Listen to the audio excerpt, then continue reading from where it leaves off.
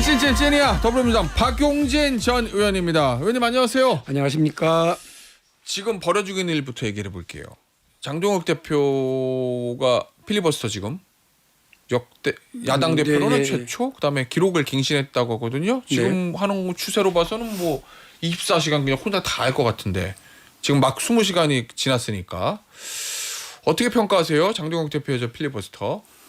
근데 그 민주당 비판하고 민주당이 독재적으로 정권을 운영하고 있다고 이야기하고 싶으신 모양인데 윤석열에 대한 절연과 반성을 하지 않고 민주당 욕하기만 하면 국민들한테 아무리 최장 기간의 필리버스터 최초로 야당 대표가 하는 필리버스터라고 한들 씨알이 먹히겠습니까?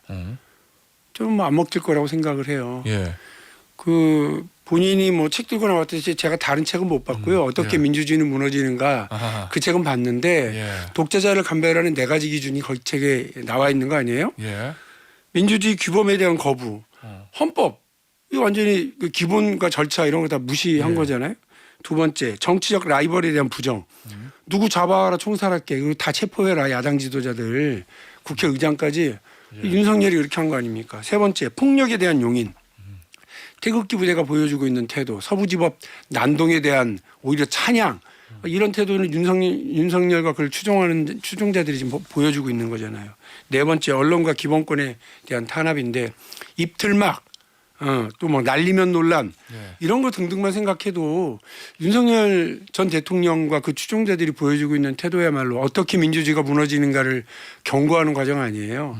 거기에 대한 이야기는 없이 그냥 민주당이 잘못하고 있고 이재명 대통령이 문제다라고 이야기를 하면 씨알도 먹히지 않을 거예요.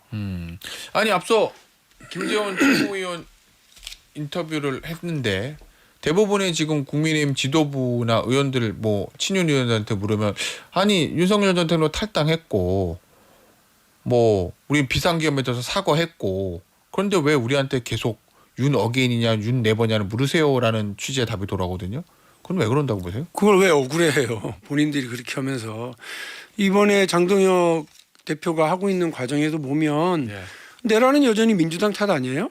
저 뭐 비상계엄은 민주당이 그리고 국회가 야당이 그렇게 한 거다. 그리고 헌재의 결정은 그냥 정치적인 의미다. 그렇게 얘기하는 사람들인데요, 뭘? 알겠습니다. 이거 좀 볼게요, 의원님. 내란 전담 재판부 설치법 결국 이것 때문에 이제 필리버스터 하는 건데.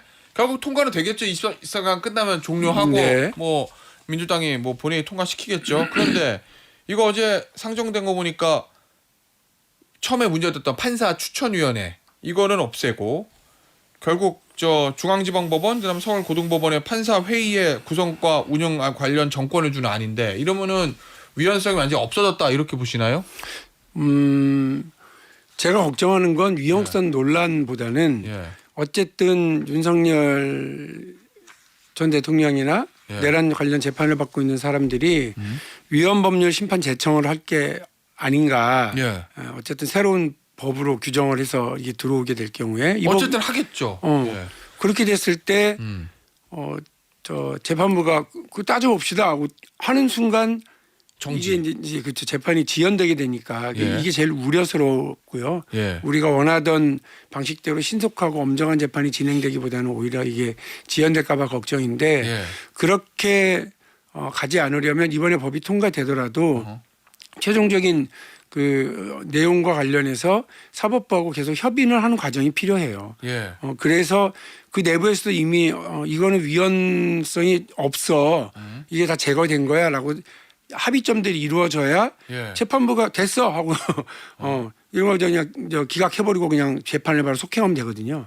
그렇죠? 그래서 저는 그런 작업은 법이 개정되고 이제 법이 통과되고 나서도 계속 진행될 필요가 있다. 이 정치적인 노력은 해야 된다는 생각이에요. 아니 저 의원님 결국 민주당에서 내란 전담 재판부 만들라는 대의 명분은 재판이 너무 늘어져. 이 중요한 사건을 빨리 해야 되는 거 아니야? 그거잖아요. 그래서 빨리 하려고 대법원에서 서울고등법원에다가 예규 만들어가지고 내란 전담 재판부 스스로 설치하겠다는데 그러면 그 대법원 예규대로 하면 되지. 굳이 말씀하신 대로 위헌성이 좀 남아있는 법률 만들어가지고 윤석열 전 대통령이 위헌 법률 심판 제청 이렇게 할 여지를 남겨둘 필요가 있어요? 순서를 보면 예. 대법원의 예규가 먼저 나온 게 아니고 예. 법 추진 의지와 법을 추진하겠다라고 하는 게 보이니까 그 예규가 나온 거예요. 예. 다시 말해서 순서 사법부가 그렇죠. 예. 사법부가 그동안 재판 지연에 대한 아무런 대응도 하고 있지 않다가 예. 이제 와서 고육지책으로 그냥 이렇게 내놓는 수준, 예. 그냥 어쩔 수 없이 억지로 내놓는 수준으로 가는 것 때문에 이 문제가 좀 논란, 비판을 받고 있는 거라고 저는 보거든요. 예. 저는 그리고 또 제가 국회의원을 하면서도 봤는데 예. 그냥 시행령 차원으로 둬도 되는데요. 예. 그 시행령이 자꾸 바뀌거나 제대로 집행되지 않거나 법으로 끌어올린다고 표현하는데 법으로 끌어올려서 하는 것이 훨씬 더 규정력을 강하게 둔다. 뭐 그건 그렇죠. 예, 이렇게 해서 시행령이 이미 있는데 법으로 올려서 법 안에 법문 안에 넣는 경우들이 꽤 있었어요. 저는 이번에도 그런 경우로 볼 수는 있다고 생각을 합니다. 예. 그러면은 예규가 나왔어요. 네. 근데는 이제 좀 톤을 낮춰서 수정안이 올라가요. 그러면 대법원이 앞서 말씀을 주신 대로 하면 이걸 확약이라고 그래야 되나요? 자, 본회의 통과 전에 자, 그러면 우리가 예규도 만들었고 재판 늘어지지 않도록 잘 할 테니 저 이 법 통과를 멈춰 주세요. 뭐 이런 입장이라도 좀 발표해야 된다고 보세요. 꼭 그런 발표가 아니더라도요. 예. 뭔가 이렇게 저는 어쨌든 의회와 그 사법부가 예. 서로 협의하는 과정은 있어야 된다고 봐요. 그리고 뭐 그 예규가 일단 그 사법부의 입장이잖아요. 예. 근데 이제 이걸 놓고도 이 제대로 진행될 수 있을까에 대한 문제, 이 예규가 제대로 되기 위해서라도 법적인 어떤 강제성이 필요한 거 아니냐, 예. 의무 조항이 필요한 거 아니냐, 이렇게 볼 수도 있으니까요. 서로 반드시 대치되는 일만은 아니라고 생각합니다. 다만 이제 많이 지적하는 것처럼 예. 민주당이 이 위헌 논란을 여기까지 끌고 오면서 수정 하다가 보니 예. 아예 뭐 어떻게 보면 안 꼽는 찐빵 비슷하게 되어버린 상황이 됐다. 예. 이 부분은 저희 민주당으로서도 돌아봐야 될 측면은 있다고 봐요. 알겠습니다. 그 특검이요. 통일교 특검. 어제 이제 전격적으로 수용하기로 했어요. 여당이. 근데 원래는 처음에는 안 한다고 그랬었잖아요. 네. 근데 갑자기 특검을 수용하게 된 배경이 뭐냐라는 관측 해석들이 있거든요. 어떻게 보세요, 의원님?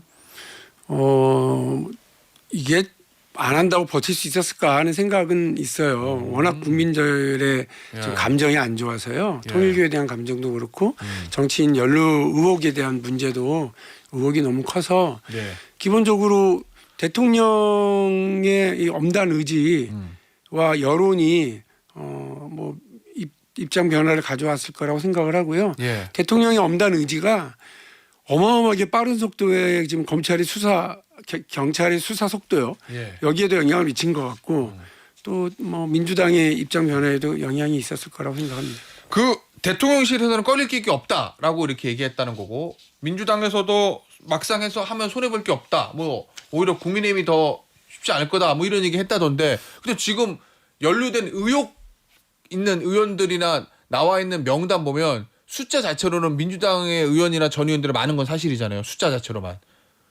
그럼에도 불구하고 꺼릴 게 없고 만약 막상 하면 국민의힘 쪽이 더 힘들 건데라고 판단하는 이유는 뭐가 있을까요? 글쎄요. 그냥 지금은 예. 서로 자신감을 보여주는 시간인 것 같은데 그래요? 예. 특검 수사가 어디로 튈지 어떻게 알아요. 민중기 특검이 예. 통일교 특검을 불러올 줄 누가 알았어요. 예. 그러니까 이 특검이 만들어지게 되면 여야 할 것 없이 그냥 그 발본색원하는 방향으로 쭉 가야 된다고 생각을 하고요. 예. 저는 오히려 여기서 지금 사실 약간 그 간 떨리면서 보고 있는 사람은 나경원 의원 아닐까 이런 생각도 들어요. 이미 이름은 나왔어요. 예. 근데 이제 본인이 속 시원하게 다른 그 뭐 예를 들면 전재수 의원이나 정동영 장관처럼 네. 나는 아무 문제 없어라고 이렇게 자신 있게 얘기하는 것도 아니고 예. 말을 제대로 안 하고 있잖아요. 이렇게 되면 무슨 일이 벌어지느냐면 이분이 그 정치적으로 나베 이런 그 조롱성 비판을 받은 게 있거든요. 아 예전에 한 20년 전이에요. 예. 그 일본 대사관에서 열리는 자위대 창설 기념식에 참석했다가 너 친일파냐 이렇게 몰려버린 거죠. 지금까지 그 얘기가 이분을 따라다녀요. 너무 억지 아니에요? 아니 근데 그렇다고요. 그러니까 근데 이번에 만약에 천정궁에 갔었다라고 나온다. 예. 이러면 이제 본인이 나는 언제 갔었고 전혀 문제 없다 이렇게 해버린 게 아니기 때문에 수사 과정에서 이런 게 나오기만 하더라도 예. 정말 처벌 여부와 상관없이. 그럼 정치적인 거라고 하는 건 이미지. 정치적인 타격이라고 하는 건 다르기 때문에 예. 나경원 의원이 또 뭐 서울시장 선거를 비롯해서 이것저것 하고 싶은 게 많은데 아마 꽤 큰 곤란함에 처할 거고 이름이 나오지 않았던 많은 정치인들 역시 마찬가지일 거라고 생각합니다. 아니 천하람 개혁신당 원내대표의 이야기입니다. 지금 저 민주당 쪽에서 나오는 사람들의 대부분 이름이 이제 친문 계열이고 이 시점이 다 문재인 대통령 집권 시절이어서 친청 지도부나 친명계에서 봤을 때 친문들을 보호해주자고 정치적 부담을 질 이유가 있냐 이렇게 해석을 하거든요. 요 해석은 너무 과한 해석이에요. 아이고 이제 말하기 좋아하는 천하람 의원이 그냥 하는 소리지. 임종성 의원이 친문이야? 친명 7이네. 그래요. 하나만 얘기해도 끝날 얘기를. 아 그래요? 아니 오늘 좀 동아일보 기사 보니까 성남 소위 이른바 성남 경기 라인에 문제가 없다고 판단이 됐다.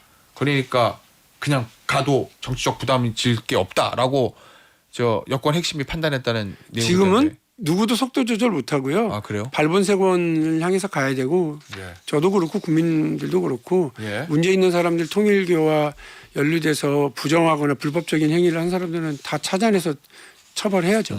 알겠습니다. 의원님. 네. 김민석 총리가 얼마 전에 했던 얘기 있잖아요. 네. 5년은 너무 길다. 5년은 너무 짧다. 5년은 너무 짧다라고 얘기하는 분들도 계십니다. 이 발언 어떻게 보세요?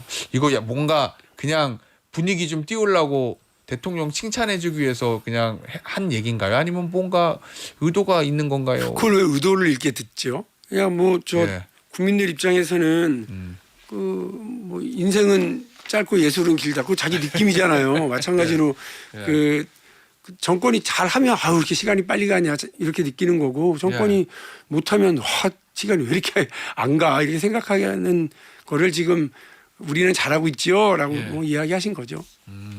아니 대통령 지금 업무 보고 생중계하면서 대통령 좀 그립감은 높아지고 그다음에 지지도도 좀 올라간 것 같은데 어떻게 평가하세요? 저는 새로운 그 국정 운영의 뭐 스타일을 보여주고 있다고 생각을 해요. 예. 그 많이들 뭐 비판하는 분들도 계시는데 예. 그 예전에 김대중 대통령이 국민과의 대화를 했었을 때 저 뭐 하는 거야? 뭐 이렇게 했었던 사람들이 왜 없었겠어요? 노무현 대통령이 평검사와의 대화를 했었을 때도 역시 마찬가지 반응들이 있었어요. 예. 근데 지금 이재명 대통령이 업무 보고까지 다 공개하기로 하는 과정으로 가면서 이제 하나는 분명해졌습니다. 예. 여야 누구든 간에 대통령을 하고 싶어하는 사람은 적어도 3시간 4시간짜리 생중계를 통해서 그 업무 그 부처와 그 기관의 의 토론을 이끌어 갈 수 있는 능력 있는 사람이어야 돼요. 예. 갑자기 떠가지고 분위기에 그리고 이미지가 좋아서 되는 그런 대통령 후보는 이제 설 자리가 없어졌습니다. 좀 걱정되는 측면은 없으세요? 작은 실수나 여러 가지 뭐 문제들이 계속 생겨날 수 있고요. 예. 이렇게 되면 재미 위주, 흥 위주로 흘러가는 거 아닐까라는 우려도 있겠지만 말씀드린 것처럼 새로운 스타일의 국정 운영 이제 리더십이 이제 선보이고 있는 과정이고요. 앞으로 예. 대한민국에 이 정도는 앞으로 할 줄 알아야 돼라는 게 이제 될 거예요. 알겠습니다. 그리고 저희가 조금 정확히 말씀드릴게. 앞서 이제 저희가 통일교 관련 연루 인사들 중에서 민주당이 몇 명이고 국민의힘이 몇 명인지는 아직은 명확한 규모가 나오지 않았기 때문에 사실관계는 조금 더 확인이 필요하다. 이렇게 다시 좀 말씀을 좀 정정해서 드리도록 하겠습니다. 의원님 마지막 질문인데요. 앞서 내란 전담 재판부도 그렇고 최근에 정보통신망법도 그렇고 법안 나왔다가 수정하고 나왔다가 수정하고 하는 일들이 반복되거든요. 졸속입법이라는 좀 우려, 비판들도 좀 있고 어떻게 보십니까? 뭐 비판받을 수 있다고 생각합니다. 정부 예. 여당이 그런 좀 안정적으로 사전에 이렇게 좀 논의가 좀 심도 있게 진행이 돼서 입법 과정이 쭉 순탄하게 진행되면 좋은데 그럼에도 불구하고 각각의 해당 상임위 혹은 법사위 그리고 본회의 과정에서 법안이 수정되는 과정이 예전에도 많았고요. 네. 그게 더 완벽한 법안을 만들기 위한 논의의 과정은 최종적으로 땅 두드릴 때까지 계속 되는 거니까. 예. 그리고 법이 마련되고 나서도 시행해 보니까 이런 게 문제가 있네. 또 개정하는 거니까요. 그거를 그렇게 그 침소봉대할 일은 아니라고 봐요. 알겠습니다. 짧게 서울시장 나가세요. 제가 그래서 최근에 서울의 역할이라고 예. 생각하는 것 중에 하나를 예. 여성의 자궁경부암 뭐 관련해서 홍보 영상을 올리기로 했는데 이게 대통령도 그 얘기를 예. 딱 하시더라고요. 그러니까 생각해 보면 김포공항 스마트시티 문제라든지 상법 개정안이라든지 저하고 대통령하고 예. 뭐 실용적인 사고 방식이랑 문제 해결의 어떤 경로가 비슷한 게 많은데 예. 이런 경우도 역시 마찬가지라고 봐요. 이제 지자체가 예. 중앙 정부의 부담과 예. 뭐 건강보험이 아니더라도 충주시나 옹진군처럼 할 수 있는 것들이 많다 예. 생각하고 정책적으로 접근하고 제안하고 있는 것들이 많이 있습니다. 짧게 나가세요. 준비하고 있습니다. 알겠습니다. 여기서 마무리할게요. 박용진 전 의원이었습니다. 감사합니다. 고맙습니다.